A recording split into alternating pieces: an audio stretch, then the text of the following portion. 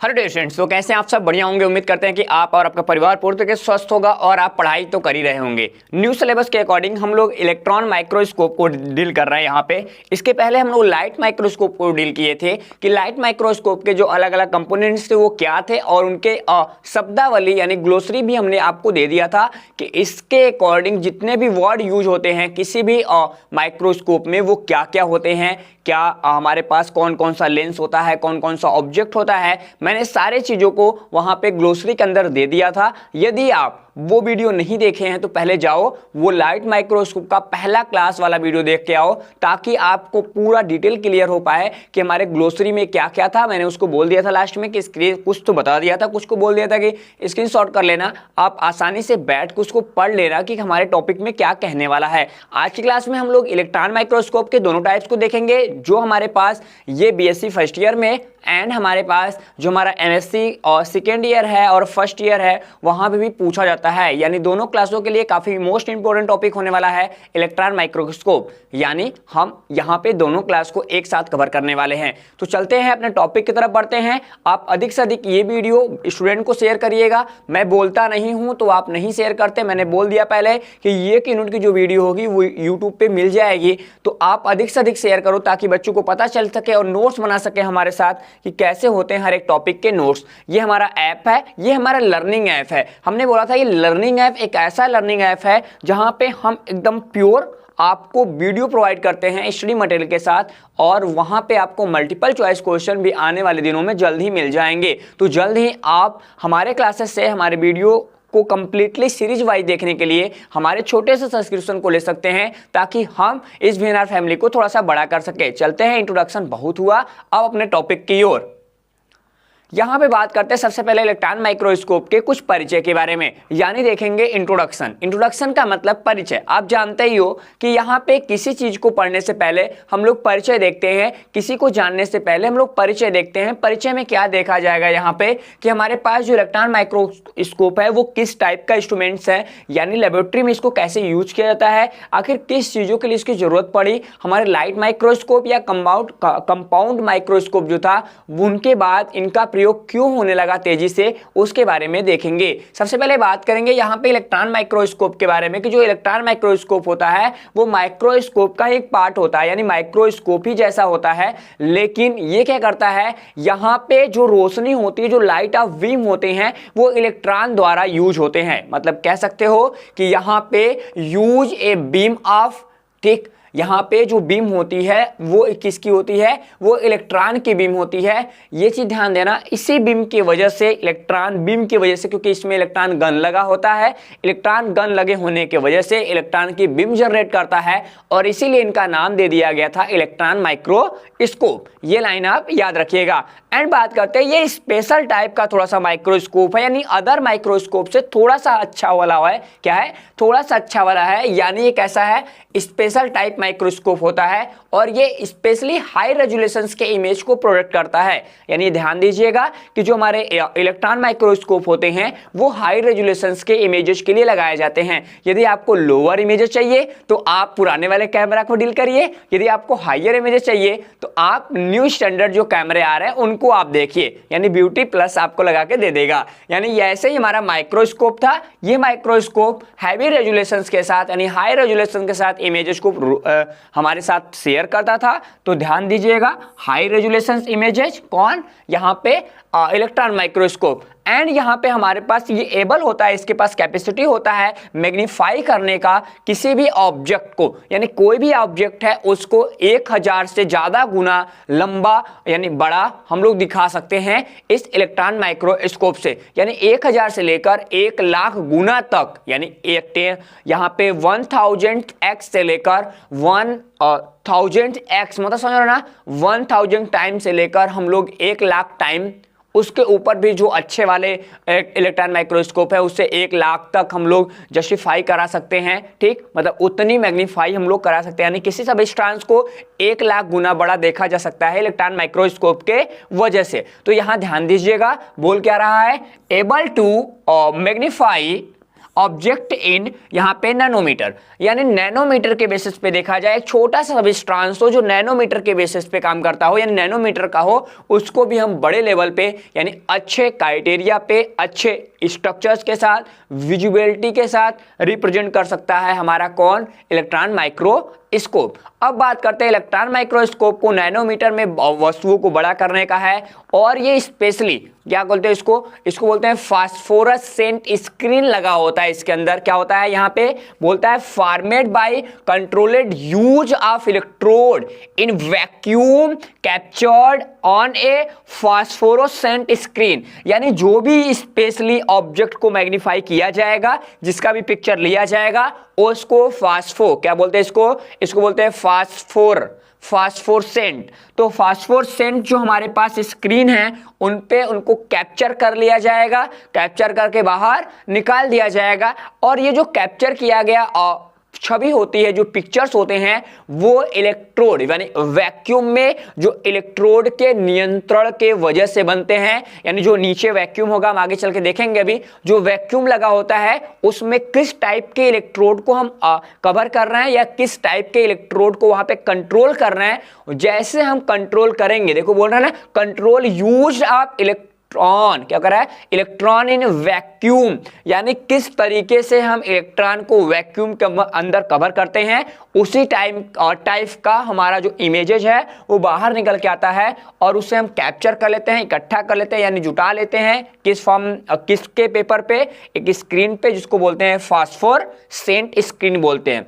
ये तो बेसिक चीजें हुई कि कैसे काम करता है। अब बात करते हैं नंबर 3 में हम देखेंगे अर्नेस्ट रुस्का नाम के साइंटिस्ट से। ये मल्टीपल चॉइस के लिए बड़ा अच्छा वाला है। आप एमएससी एग्जामिनेशंस की बात करें या फिर सीएसआर नेट की बात करें या फिर आगे चल के आप किसी भी बड़े लेवल की तैयारी कर रहे हो, चाहे वो लाइफ साइंस से जुड़ा कोई भी टर्म होगा, वहां पे ये क्वेश्चन पूछा जा सकता है, यानी पूछा भी गया है कई बारी कि हमारे पास बताओ भैया जो इलेक्ट्रॉन माइक्रोस्कोप है उसके बारे में कब बताया गया था। तो ध्यान दीजिएगा कि हमारे पास इलेक्ट्रॉन माइक्रोस्कोप के बारे में 1906 से लेकर 1988 तक एक लंबे समय तक जिए हैं हमारे रुस्का साहब। तो अर्नेस्ट रुस्का ने एक जर्मन साइंटिस्ट से ये भी बोल दिया था एक बार कि भैया कहाँ के थे, ये तो जर्मन साइंटिस्ट थे, एंड ये क्या थे, एकेडमिक प्रोफेसर थे भैया, एकेडमिक प्रोफेसर थे भैया। देखो पढ़ा लिखा इंसान था, हम लोग जैसा ना, नहीं हम लोग से अच्छे वाले थे, ठीक। ये पढ़ा लिखा था, यानी प्रोफेसर थे, बच्चों को पढ़ाते थे, और बच्चों को पढ़ाते पढ़ाते इलेक्ट्रॉन माइक्रोस्कोप ला दिए। लगता है इनको जरूरत पड़ गई थी किसी चीज को बड़ा देखने के लिए। देखो फर्स्ट टाइम इलेक्ट्रॉन माइक्रोस्कोप इन 1931। ये देखो लाइन बेस्ड है भैया। रुस्का की हलचल करेंगे तो यहां से आ जाएगा, एंड हम बात करेंगे यहाँ पे हम किसके, इलेक्ट्रॉन माइक्रोस्कोप के फर्स्ट टाइम विजिबिलिटी की, तो 1931 आ जाएगा। आप इसको ध्यान दीजिएगा।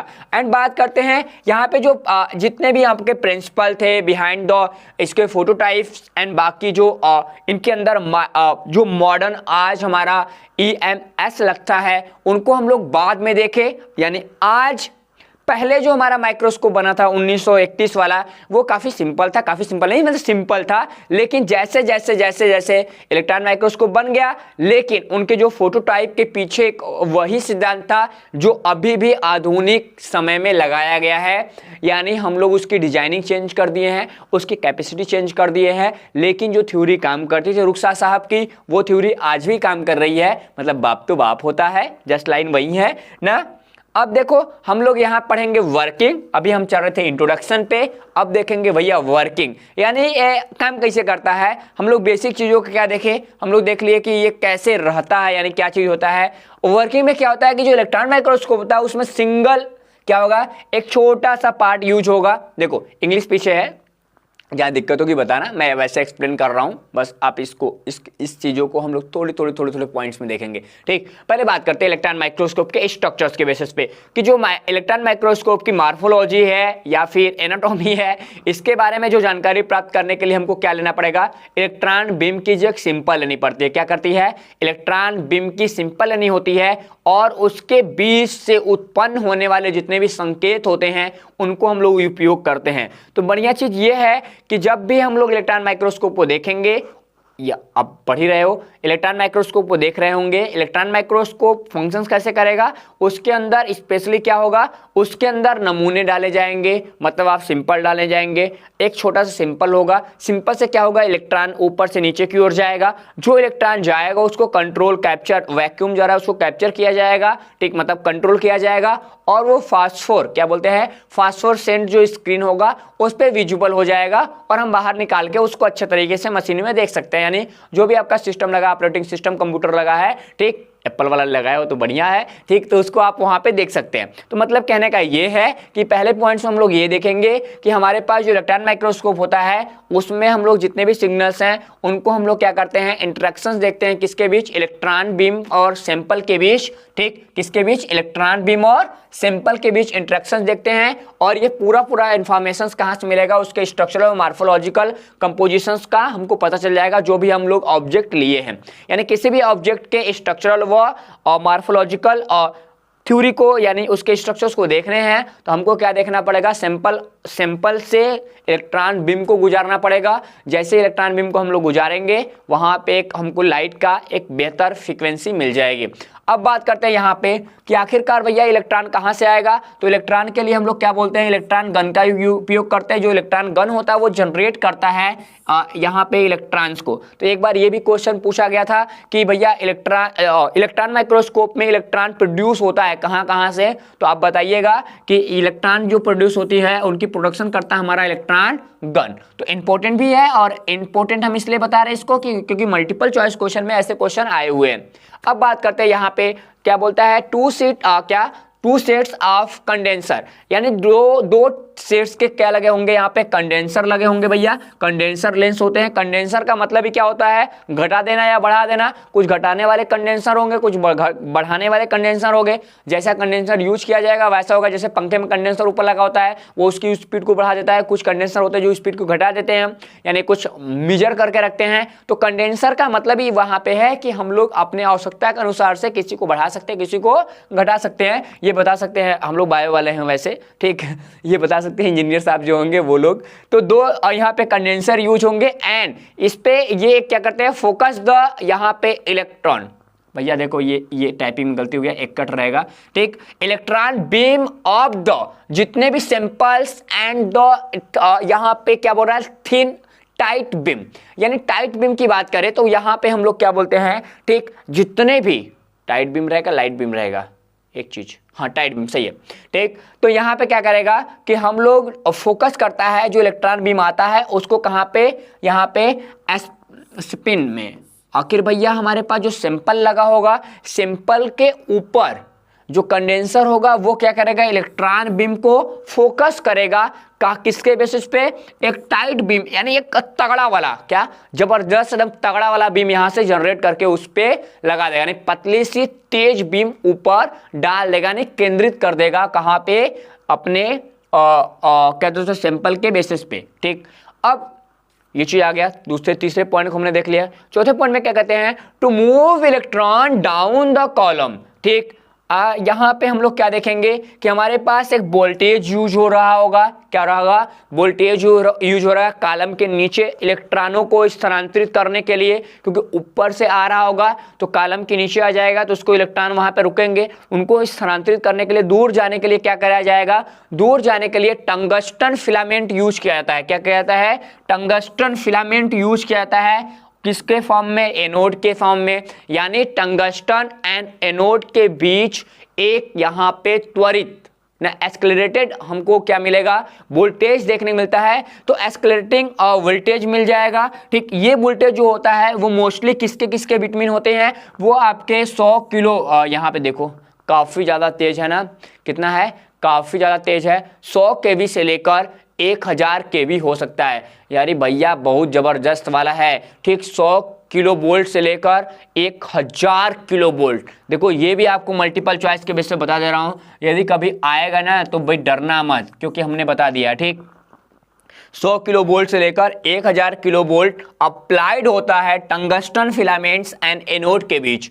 तो याद रखिएगा भैया, यहाँ पे जो इलेक्ट्रॉन को मूव डाउन कराया जाएगा कॉलम के अंदर, ठीक, उसकी जो स्केलेटिंग वोल्टेज होती है वो मोस्टली 100 किलो वोल्ट से 100 किलो वोल्ट से लेकर 1000 किलो वोल्ट होती है, जो अप्लाइड होती है किसके बीच में, बिटवीन किसके किसके बीच, टंगस्टन फिलामेंट एंड एनोड के बीच, ठीक। अब देखा जाता है कि जो सैंपल होता है, जैसे जैसे हम लोग सैंपल को एक्सटर्नली थिन बनाया जाता है, मतलब आप जो सैंपल यहाँ पे यूज करेंगे काफी मोटा भारी भरकम नहीं लाएंगे, पतला सा लाएंगे। क्या करेंगे, जो जांच करने वाले सैंपल्स होते हैं वो नमूने को आर्टिफिशियल या ऑप्टिकल और जो फोटो या फिर ऑप्टिकल माइक्रोस्कोप होती है, माइक्रोस्कोप से सहायता से तैयार किए गए जो नमूना होता है उनसे बेहतर पतले होते हैं। तो ये चीज आप ध्यान दीजिएगा कि हम लोग इलेक्ट्रॉन माइक्रोस्कोप के लिए जो भी सैंपल ला रहे होंगे, जो भी हम लोग वहां से स्लाइड ला रहे होंगे, वो स्लाइड काफी पतला होना चाहिए, ठीक। जो हम लोग इलेक्ट्रॉन माइक्रोस्कोप में यूज करते हैं वो पतला होता है, और जो हम अदर माइक्रोस्कोप में यूज करते हैं थोड़ा सा मोटा हो सकता है। क्या हो सकता है, थोड़ा सा मोटा हो सकता है। यानी ऐसा देखा जाता है कि जो भी हम नमूने यूज करेंगे, ठीक, जैसे हम लोग किस में, ऑप्टिकल के बेसिस पे डाल देते हैं। देखो ऑप्टिकल जो हमारे माइक्रोस्कोप होते हैं, यानी प्रकाशीय माइक्रोस्कोप होता है, वहां पे हम लोग क्या डालते हैं, लगभग उनसे 200 टाइम्स और थिन हम लोग यहाँ पे कह सकते हो कि स्लाइड डालेंगे, ठीक। यहाँ पे स्लाइड जो ऑप्टिकल माइक्रोस्कोप होता है वहां पे थोड़ा मोटा होता है, और हम लोग यहाँ पे इलेक्ट्रॉन माइक्रोस्कोप में, मैं बार बार बोल रहा हूँ, इलेक्ट्रॉन माइक्रोस्कोप में जो हमारे पास सैंपल होगा उसका कह सकते हो सेक्शंस बहुत ही पतले किए जाने चाहिए, ठीक। अब बात कर रहा है कि अल्ट्रा थिन हमारे पास सेक्शंस होने चाहिए, ठीक। 20 से लेकर 100 नैनोमीटर के बीच हमको कट लेनी पड़ी। ऑलरेडी यहाँ पे जितने भी सैंपल्स होल्डर के बीच हमको जो लगाना होता है, क्या, सैंपल होल्डर के बीच हम लोग जो भी, ध्यान देना, सैंपल होल्डर के बीच जो भी हम लोग यहाँ पे सैंपल लगाएंगे, जो भी स्लाइड्स लगाएंगे, वो स्लाइड्स स्पेशली उसके अंदर जो सैंपल लगा है वो 20 से लेकर यहाँ पे 100 नैनोमीटर के बीच हो सकता है। यानी ये भी आपके लिए एक MCQ है, यानी इंपॉर्टेंट टॉपिक है, कभी कभी पूछा जा सकता है भैया कि इलेक्ट्रॉन माइक्रोस्कोप के अंदर जो हमारे पास क्या सैंपल लगाए जाते हैं, ठीक, वो सैंपल की थिकनेस कितनी होनी चाहिए, वो सैंपल की थिकनेस 20 नैनोमीटर से लेकर स्पेशली 100 नैनोमीटर तक देखी जा सकती है, जो ऑप्टिकल माइक्रोस्कोप से कह सकते हो कि 200 टाइम्स छोटी होती, यानी पतली हो सकती है। ये लाइन आप याद रखिएगा, ठीक।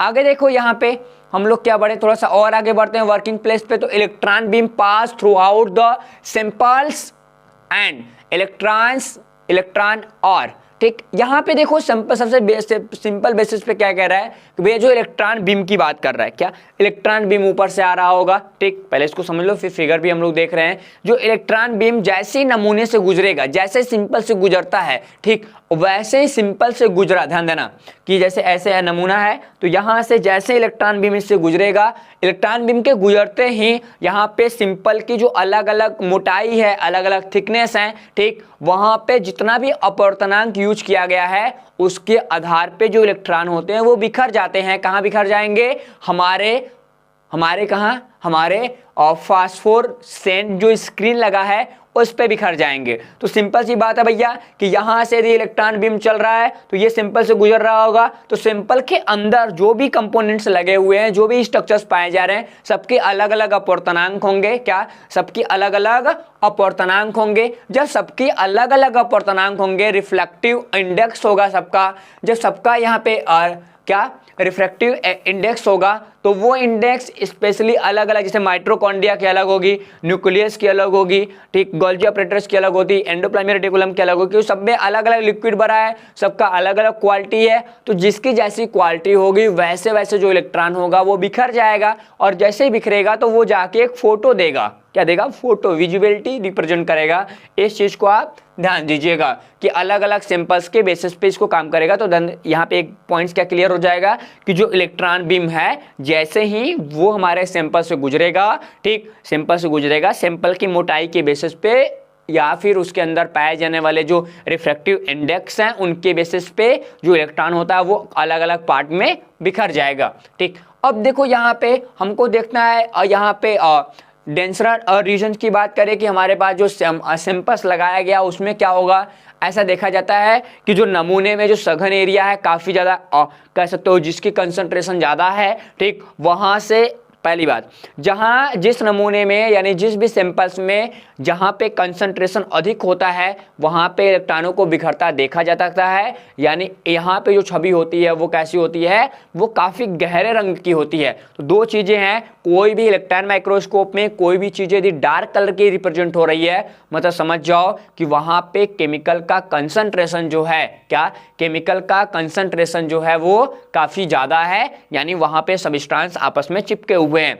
अब क्योंकि जो कम इलेक्ट्रॉन स्क्रीन कम इलेक्ट्रॉन स्क्रीन के उससे टकराते हैं तो भैया चटकीले कलर दिखाई देंगे। ज़्यादा इलेक्ट्रॉन यदि पास हो रहे हैं तो हल्के हल्के दिखाई देंगे। कम इलेक्ट्रॉन पास हो रहे हैं तो हमको क्या दिखाई देंगे, यहाँ पे देखो कम इलेक्ट्रॉन होगा तो डार्क कलर दिखाई देगा, यदि ज़्यादा इलेक्ट्रॉन पास हो गए तो कैसा दिखाई देगा, हल्का हल्का पास होगा। जैसे लाइट यहाँ पे अभी आ रही है ना, देखो यहाँ पे इलेक्ट्रॉन मतलब यहाँ पे लाइट कम आ रही है इसलिए ब्लैक दिखाई दे रहा है, लेकिन ऊपर लाइट ज़्यादा आ रहा है इसलिए हल्का आ रहा है। मतलब वैसे इलेक्ट्रॉन जब हमारे पास हमारे सैंपल में पड़ता है ज़्यादा पड़ेगा तो लाइट कलर, कम पड़ता है तो डार्क कलर वो रिप्रेजेंट करते हैं। इस चीज को आप ध्यान दीजिएगा, इस पॉइंट्स में हम लोग उसी को पढ़ें।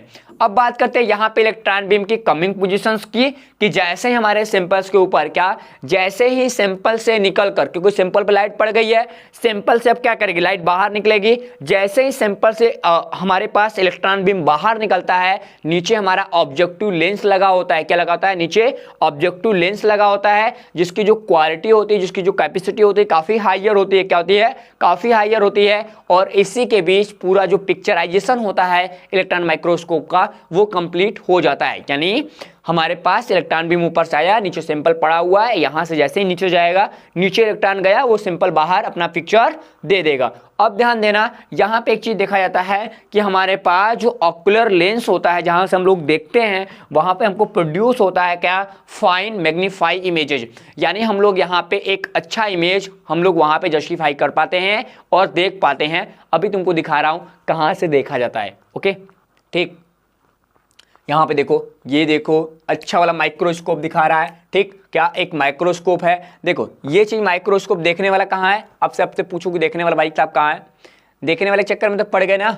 देखने वाला जो सिस्टम है भाई साहब यही है, यही इसमें से ऐसे देखते हैं, ऐसे करके देखते हैं, ठीक। तो यहाँ पे आप देखो ये पूरा आपका क्या लगा है, एक ऑपरेटिंग सिस्टम्स लगे होते हैं, ठीक। अब जो इसके हम लोग क्या वैक्यूम की बात कर रहे थे, जहाँ से इलेक्ट्रॉन डाले जाते हैं, ये हमारा वैक्यूम होता है। क्या ये हमारा वैक्यूम होगा, अभी हम पिक्चर में देखेंगे, आगे भी एक पिक्चर में लगा रखा है, ये हमारा वैक्यूम होता है। और यहाँ पे ऊपर की इलेक्ट्रॉन गन लगी होगी जो अंदर की ओर, कहाँ पे, यहाँ पे हम लोग क्या डालेंगे, यहाँ पे हम लोग पूरा क्या करते हैं, सैंपल डालते हैं। वहाँ से अब सैंपल डालेंगे तो नीचे की ओर यहाँ पे दो अलग अलग हायर वोल्टेज की एनर्जी को प्रोड्यूस करने वाले एक टंगस्टन प्लेट लगा होता है एंड दूसरा एनोड सेक्शंस लगा होता है। और यहाँ से रिसीव करने के बाद हमारा क्या होगा, एक ऑपरेटिंग सिस्टम्स को पूरा क्या दे दिया जाएगा, ये फ्लोरोसेंट स्क्रीन लगा होगा और फ्लोरोसेंट स्क्रीन ऑपरेटिंग सिस्टम को पूरा डाटा दे देता है और ऑपरेटिंग सिस्टम उसको रिकॉर्ड कर लेगा और हम यहाँ से अपने आंखों से देख भी सकते हैं कि कैसे इसमें हालचाल हो रहा है,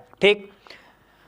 स्क्रीनशॉट करना होगा तो आप कर सकते हैं। अब बात करते हैं टाइप ऑफ इलेक्ट्रॉन माइक्रोस्कोप। ये बहुत बेसिक चीज़ें था, मैंने अभी देखो, अभी आपको एक पार्ट में हमने क्या दिखाया, इलेक्ट्रॉन माइक्रोस्कोप के बारे में।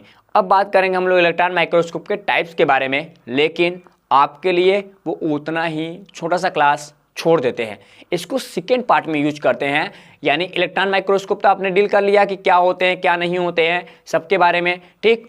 अब हम लोग दूसरे पार्ट में देखेंगे, यहाँ पे ट्रांसमिशन और इलेक्ट्रॉन माइक्रोस्कोप भी होता है, TEM की बात करेंगे। और दूसरा हमारे पास क्या हो जाएगा, अब TEM हो गया, ठीक, ये इसकी पिक्चर्स है, हम अभी बात करेंगे इसके बारे में। दूसरा हमारे पास क्या है, स्कैनिंग इलेक्ट्रॉन माइक्रोस्कोप है, जिसको हम लोग SEM कहते हैं, इसको भी डील किया जाएगा।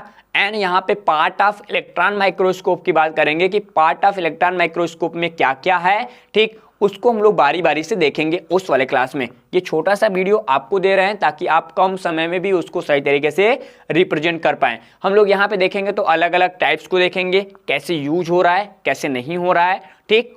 तो आप क्या करिएगा, सेकेंड पार्ट को अपडेट करिएगा, जल्द ही सारे लोग अपडेट करेंगे। मैं इसको इसलिए छोड़ रहा हूँ ताकि आपको जल्दी जल्दी छोटे छोटे क्लास रहेंगे तो कभी भी टाइम मिलेगा तो आप एक एक टॉपिक को भी डील कर सकते हैं। ठीक, तो यदि आप देखो एक चीज़ मैं दिखा दूं आपको, यदि आपको ये लेना हो तो आपको इसको बता देना, पहले मैं इसको दिखा दे रहा हूँ आपको, नहीं तो आप बोलोगे सर छोड़ दिए। तो आप यहाँ से नोट कर लो अभी जिसको चाहिए, इलेक्ट्रॉन गन क्या होता है, ठीक, इलेक्ट्रोमैग्नेटिक लेंस क्या होते हैं, इसको आप देख लीजिए, वैसे मैं बताऊंगा अगले सेशन में। ठीक, उसके बाद यहाँ पे आपको ले आना होगा कि हमारे पास जो सैंपल होल्डर क्या होते हैं, एंड हमारे पास जो इमेजेस वेजिंग हमारे पास या रिकॉर्डिंग सिस्टम्स होते हैं वो क्या होते हैं। ये 4 ऐसे सेगमेंट्स होते हैं जो इलेक्ट्रॉन माइक्रोस्कोप के अंदर काम कर रहे होते हैं। ओके, तो ये आप चीज़ें हैं। कल वाले क्लास में हम लोग क्या डील करेंगे, हम लोग देखेंगे यहाँ पे कि ट्रांसमिशन इलेक्ट्रॉन माइक्रोस्कोप क्या होता है एंड स्कैनिंग इलेक्ट्रॉन माइक्रोस्कोप क्या होता है कल वाले क्लास में। तो मिलते हैं सभी से कल वाले क्लास में, तब तक के लिए विदा लेते हैं आप सभी से। जय हिंद।